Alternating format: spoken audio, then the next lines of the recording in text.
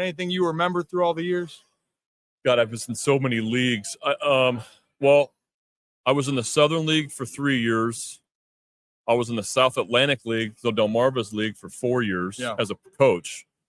So I've been to every, feel like, small southeastern town, along and big one along the way. I can't tell you how many buses broke down in the middle of the night and in between Mobile, Alabama and Jackson, Tennessee.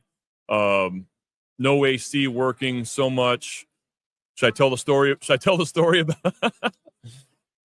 Yeah. So I was managing in either Jacksonville or Carolina that year. I can't remember which year it was, but we go to Mobile. We have a night getaway day. We show up at Mobile.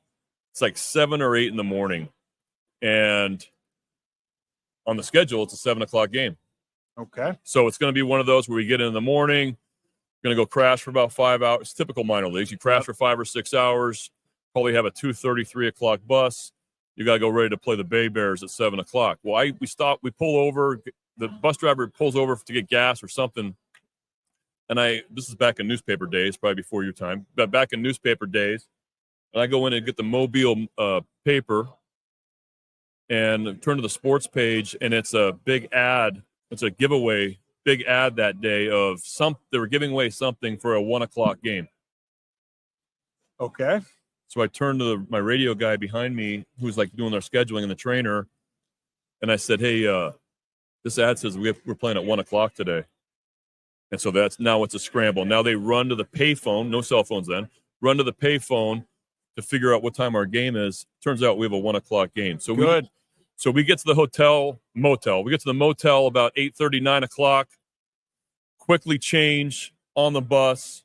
I have like an 11:30 bus. It's a 105 AA game against Mobile with everybody on pretty much no sleep.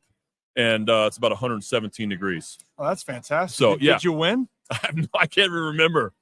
I had asked that last night. I can't even remember if we won or not. I'll say this. They got it easy now with the minor leagues. They don't even know. It's not even close. See, you just snapped right there. That was a comment that I see some frustration there. That's how I feel. I get out of here and all of a sudden, oh, you guys got scheduled off days. I remember going from Charleston, South Carolina to Charleston, West Virginia after a doubleheader, and we get in at 1 p.m. for a 7 o'clock game, and we just got our butts kicked the night before. It's good times. It's a good time. It's a great thing. They're treating minor league players a lot better, and it is for the better. Yeah, it's way for the better. You know, listen, there was no post game spreads. AAA a little bit. When I got to AAA, you'd get like it's not even close to what it is now, but like AA back then, we didn't have a cage in Birmingham. The old Hoover Met, there was no batting cage, no pre or post game spread. It was pretty much peanut butter and jelly. You made no money. And you were doing it because you were trying to get to the big leagues and you loved the game of baseball. But there was I think it added character. It did. A little bit. I think it builds character, probably a little bit of toughness to be able to understand how to, navigate through a 5 or 6 month minor league season with no money. It's hot as heck in the South, and you're playing the game you love.